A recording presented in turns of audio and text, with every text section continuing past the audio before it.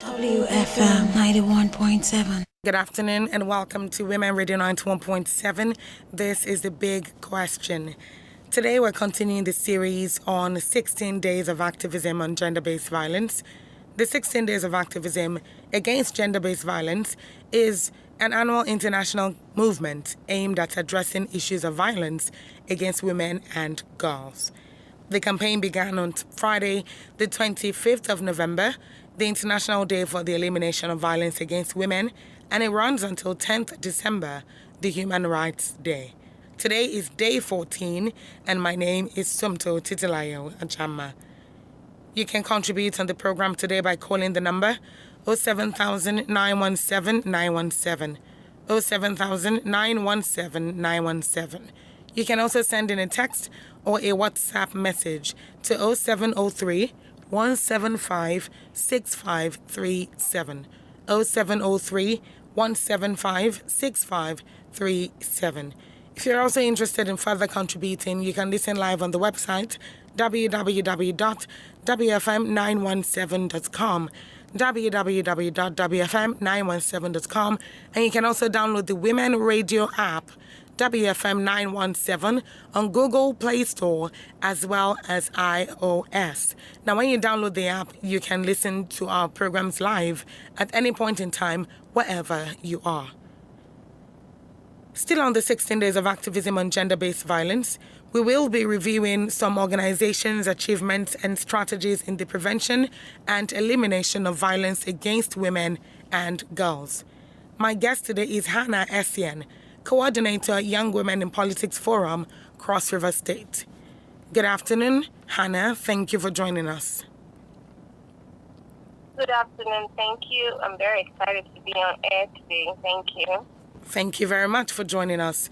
Once again, the number to call is 07000 917 917, 07000 917 917.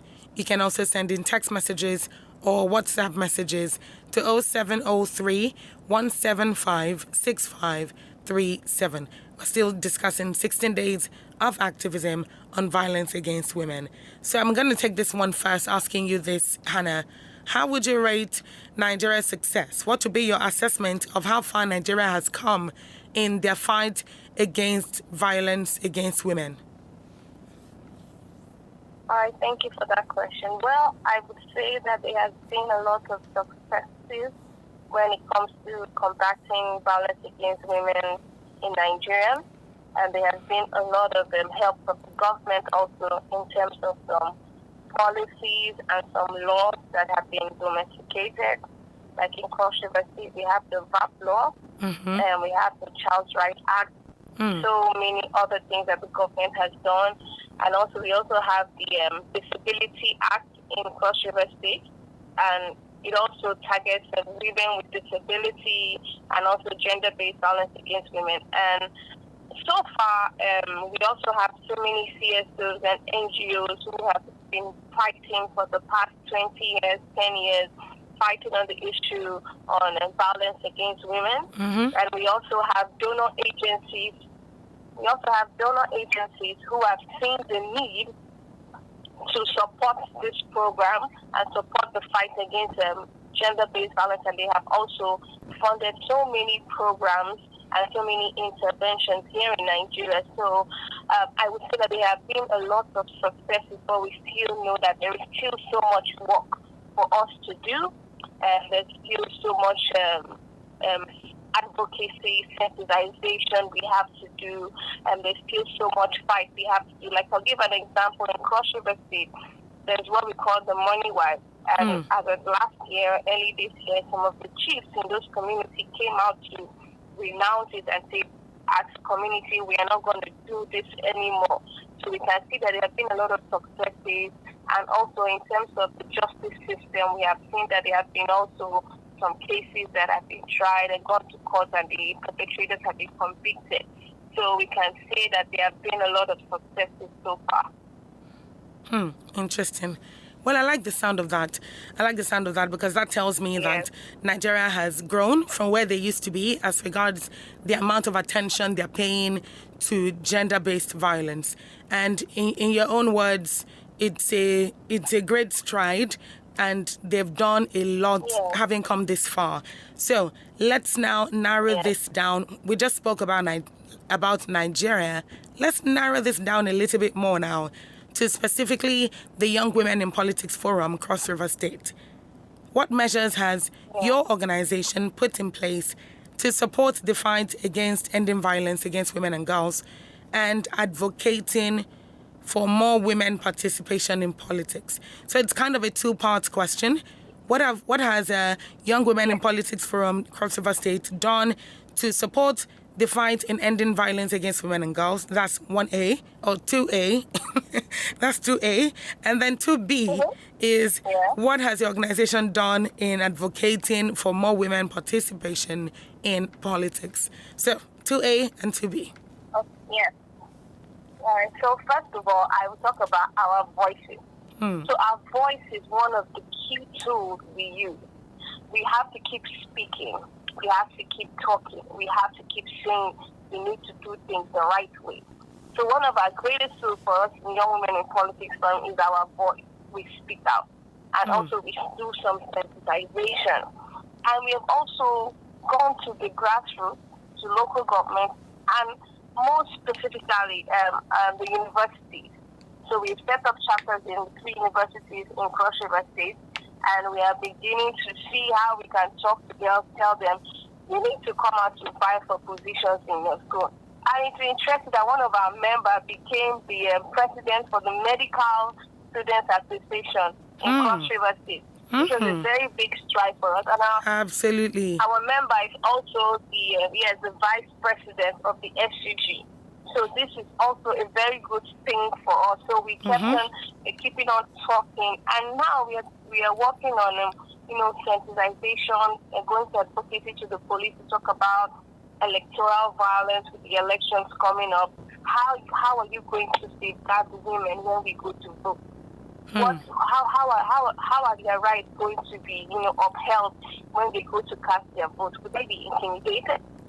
Would they be harassed?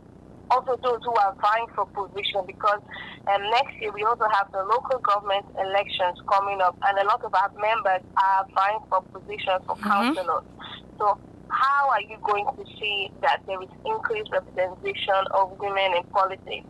And we also went to the women leaders in all the political parties in Cross River State to talk about the elections, the local government elections are coming. Here we have the governorship election primaries and the House of Assembly. We had our members who went, but they didn't scale through. So now we also have members who are coming for the local government, the grassroots. How are you going to protect them? How are you going to protect them in a way that they can come out, air their mind, and they are not intimidated? So those are one of the things we are doing. And we're using our voices to work on it. And also we use the media. We have been having some media engagements in Cross River State talking about it. And then we also thought of a more creative way to pass our message, which is through poetry, through the art, fine art, music. And we're talking about, since one of our target audience are young people, what is the thing that can catch their attention? So we have music, we do artworks, we do poetry, all talking about promoting women's representation in politics, and also talking about the gender-based violence when it comes to the electoral time, and also women trying to vie for positions. So that's the area we have been working with. Interesting. All right. So given the fact that this is important for you, and by this I mean the cause of ending violence against women and girls, and also the cause of advocating for more women participation in politics. Given that these two causes are extremely important to your organization, what more now do you hope to do better? What more? Because you have taken some very big strides so far, and I'm sure that this is, as they say, they said the sky is the limit, right? Nowadays, people are saying the sky is the starting point. Sometimes I get confused. Is it the starting point, or is it the limit? At this point, I'm not even sure. But what I will say is, I'm sure there are a lot more that you plan to do. So share some of those plans. Share some of those plans with us as regards, particularly your struggle, particularly further advocacy as part of the struggle to end gender-based violence. What are your plans as an organization? Okay, so on a personal note, we came across like an organization. We just had to go visit an association that has the women with disability, and they were able to share some of their challenges with us and how they face violence and how they face injustice when it comes to them vying for positions in government. So we have them as part of our members, and we decided, okay, what is the way we can now maybe really see that they are represented? Because if you don't really understand the needs of someone, how are you able to give an intervention or a solution to that?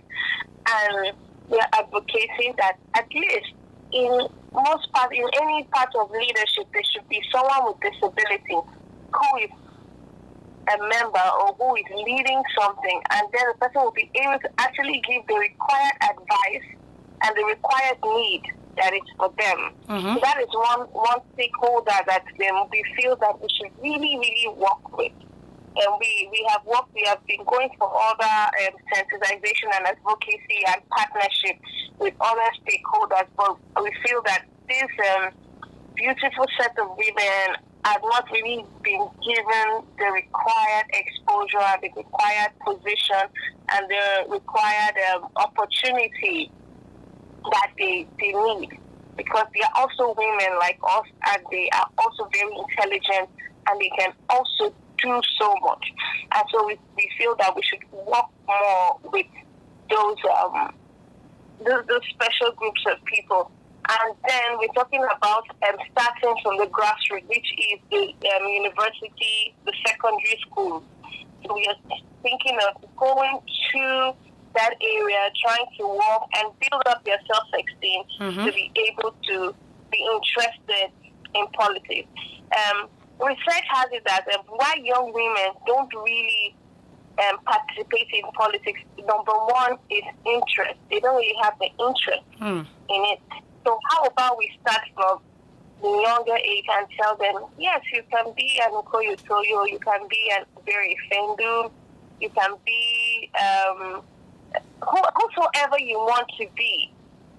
And so we have to start from the secondary school, from the university, and even vie for positions in school. Like I told you, the vice president of the SCG is our member, and the president of the Medical Students Association is also a member. So this is some successes we have recorded going to schools and starting from there. Because we believe that if we're able to start from there, we're able to teach women how to have self-esteem, how to speak, how to write a manifesto, how to do public speaking, communications, and also canvass for votes. We know that from there, they will have more experience so that when they come out to the real world to vie for a position in a political party, they will know the different strategies and how they can succeed. Thank you very much. Thank you very much for that. It is imperative that people understand that catching them young is not just a phrase. It's not just a buzz phrase. It's not just something that people throw around. It's more beneficial to the larger community when a lot of basic knowledge, however basic, depending on what it is that you want to impart, is being taught to children and young people from when they're young, so that as they grow, all these knowledge is further internalized and they're exposed to other parts of it as they grow up, and they're developing stronger interest, so as to now continue the work that had already started. So thank you very much for that. Thank you so much. It's 20 minutes past 12 on Women Radio 91.7. This is still the big question. And here on the big question, we're still continuing the series on 16 days of activism against gender-based violence. Today is day 14, and we've been running this since 25th November 2022, running up till 10th December 2022. My guest today is Hannah ESSIEN, Coordinator Young Women in Politics Forum, Cross River State, still discussing 16 days of activism on violence against women. You'd like to contribute? Well, call in to 07000 917 917. 07000 917 917. You can also go ahead and send in a text message or a WhatsApp message to 0703 175 6537. 0703 175 6537. All right, coming back to you now, Hannah. What would you say your challenges have been so far? What would you say some of the challenges have been as an organization that could have, or that has hindered your advocacy at a particular point? Now, these challenges could be challenges that have happened and you've overcome, or challenges that are still happening and that you're still working on overcoming. Okay, first of all, one of our challenges was to get more women to join us. So we had to do a lot of talking, a lot of convincing, and, telling them, no, you're a woman, you can still, vie for political positions. I remember we went to the market and we were talking to some women and said, would you like to vote for a woman for governor? I said, no, I would not. The governor is for a man. If a woman is supposed to be under her husband, where is she going to rule? To rule who? No, I would not vote for any woman. So we had to do some serious mental shift, mental reorientation of some of the people we came across to. Then the next one will also be some hindrances when they see a movement. When some group of people see a Hello, are you there? because, oh yes, I'm here. Yes, please go ahead. Hello? Yes, please go ahead. Yes. So, I'm talking about when people see movement of young women coming out to speak. There's some fear they might have, like, who are these women? What are they doing? So some places we go to, we might meet people who do not believe in what we believe in. But we still have to know that there's a lot of education we need to give. There's a lot of explanation and a lot of sensitization we need to give. So far, we'll just say that it's just more of like an environmental and an ideological challenge we find around here, talking to people, going around and trying to tell them, no, a woman needs to do this, a woman needs to do that. And even some of our members who ran for election, they had some challenges when it came to financing, when it came to also talking to the male counterpart of giving us a chance. So we had some of those challenges. But as an organization, we know that we just still need to fight, speak out, and get new strategies. And we are very grateful that we have great mentors who advise us on what to do. So when we have challenges, we go to them, we tell them this is what we think, this challenge we have, and they're able to solve the problem for us. We really have a very good Commissioner for Women Affairs who is really, really supportive to us. We have our president, Barrister Ebere Fendu, and also the CEO of Women Radio, also motivating us, giving us advices and supporting us in different ways. So we are very lucky or blessed to have these women who are mentoring us so we don't make the mistakes they make and they make us to even be better than them. So this is a very great thing that we are experiencing here in Cross River State and in our organization. Thank you so much. Thank you very much, Hannah. Now, in light of these challenges, would you say that your organization has succeeded so far in the advocacy of sexual and gender-based violence? Would you say you've succeeded so far? Yeah, we are just 2 years old, And I would say so far we have, I think, I would give us a pass mark. We have done well. We have tried. We have spoken out. And within 2 years, we've already been able to have so many success stories of our members, attaining political positions, leadership positions in the state, in the university, which is very, very commendable that within 2 years, these are the things we're able to do. Also start up some other branches in the local government. We're able to engage the media, able to even have a lot of followers on our social media page. So we're able to, talk to women, and then we've been able to do trainings for other women. Mm-hmm. So we collaborate with other organizations working in the area of women's participation in politics. We go to do capacity building for women in the grassroots, women in school, teaching them how to write a manifesto, how to campaign, different strategies, how to use social media for politics, how to use social media to campaign. So I would say that within these 2 years, we have done a lot. We've had an office space. So I congratulate all the ESCOs and every member of the Young Men in Politics Forum Cross River State. Yes. Thank you. Thank you very much for that. Thank you so much for putting that well. All right, now let's talk about what kind of support your organization offers to survivors of gender-based violence. What kind of support does your organization offer specifically to survivors of gender-based violence? So if I know somebody that has been violated or that has gone through or that is being traumatized from a violent incident, and I refer them to your organization, what kind of support can your organization provide for that person or people? Yes, our organization is more on women's participation in politics, but we also can get cases of violence against women. So what we do, we are part of a working group in Cross River State, which has other agencies that we can refer to, like FIDA, like the Ministry of Women Affairs. We have some other basic rights. We have so many organizations that we all are in a working committee. So if we get a case, we can refer. If it needs legal intervention, if it needs empowerment, if it needs psychosocial support, we all work together to be able to, help any woman or anyone who comes to us for help who has been violated. So we even also have the Human Rights Commission. We also are partnering with them. We're in Cross River State, we're all just like a family where we can refer cases to each other, and we make sure that every woman that comes to us has received the help that she needs.